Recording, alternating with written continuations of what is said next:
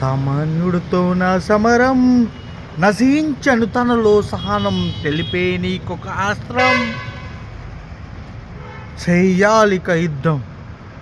ఒక సామాన్యుడి ఆవేదన కంటే ఒక మేధావి మౌనమే ఈ దేశానికి ఎంతో ప్రమాదకరం అన్నాడు. ఆ సినిమాలో ఎవరో కవి, ఆ కవి నాకు తెలియదులే, కానీ ఒక విషయం చెప్తున్నా. ఇంటలెక్చువల్స్ నేను ఒక సామాన్యుడా, ఇంటలెక్చువల్ అన్నా నాకు తెలియదు, కానీ ఈ దేశపు చరిత్రలో, ఈ భారతదేశపు చరిత్రలో నేను రామాయణంలో రాముడికి వ్రతం సాయం చేసినట్టు ఈ దేశపు చరిత్ర మార్చడానికి నా వంతు సాయం నేను చేస్తాను. అది జరిగే రోజు దగ్గరలోనే ఉంది. మంచో చెడో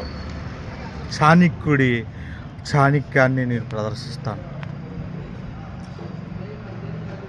నేను చాణక్యుడు వంటి ఒకరిని కాదు, ఆయన ఆలోచనలో 1% చేసిన ఈ దేశానికి సమర్థ నాయకత్వానికి, రాష్ట్రానికి అభివృద్ధిని పరిచే నాయకత్వాన్ని నేను ఎన్నుకోగలనని నమ్మకం నాకుంది. నా ఒక్క ఓటు ఒక రాష్ట్రాన్ని సాధించగలదేమో, నా ఒక్క మాట ఈ రాష్ట్రంలో ఒక సామాన్యుడి ఆవేదన తెలిపగలదేమో,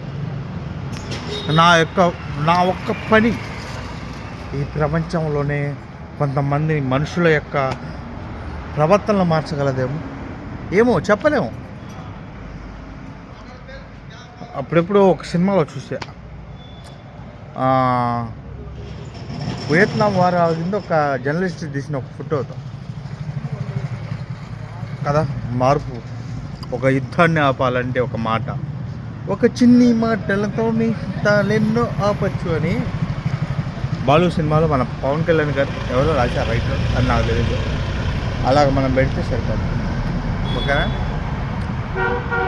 ఒక సామాన్యుడిగా నేనేం చేయగలను? నాది ఒక చిన్న జీవితం. నేను ఒక సామాన్యుడిగా 36 ఏళ్ళు వచ్చినాయి, స్టిల్ ఇప్పటికి వర్జిన్, సారీ స్టిల్ బ్యాచులర్గానే ఉన్నాను.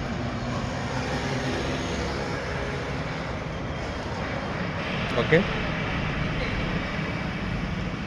ఒక ఓటు, ఒక మాట, ఒక జీవితం.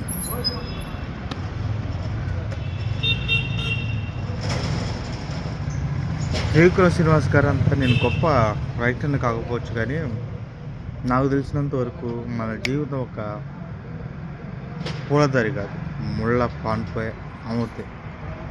నా 36 ఏళ్ళ జీవితంలో ఎన్నో ఒడిదుడుకులను చూస్తూనే ఉన్నాను ఇప్పటికే. కానీ ఏదో కొద్దిగా పుణ్యమైనా చేసుకొని ఉంటాను కదా.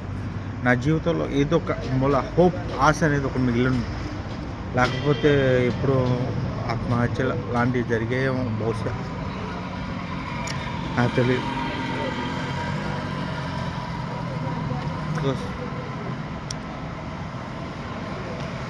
జీవితంలో కాళ్ళు కింద పెట్టకుండా బతికినోడు కంటే జీవితంలో ఎలాంటి మార్గంలో నడిచినోడే గొప్పోడు. అది టంగుటూరి ప్రకాశం పంతులు గారు కావచ్చు, లేకపోతే మన మెగాస్టార్ చిరంజీవి గారు కావచ్చు. ఆయన అక్కడ ఒక విగ్రహం ఉంది, ఆయన పేరు దామోదర సంజీవయ్య గారు, మన రాష్ట్ర మాజీ ముఖ్యమంత్రి. ఇలాంటి వాళ్ళు కావచ్చు, ఎవరో ఒకళ్ళు. లాల్ బహదూర్ శాస్త్రి గారు నదిలో నీళ్లు ఎదుకుంటూ పోయారు, అలాంటి వ్యక్తులు కావచ్చు.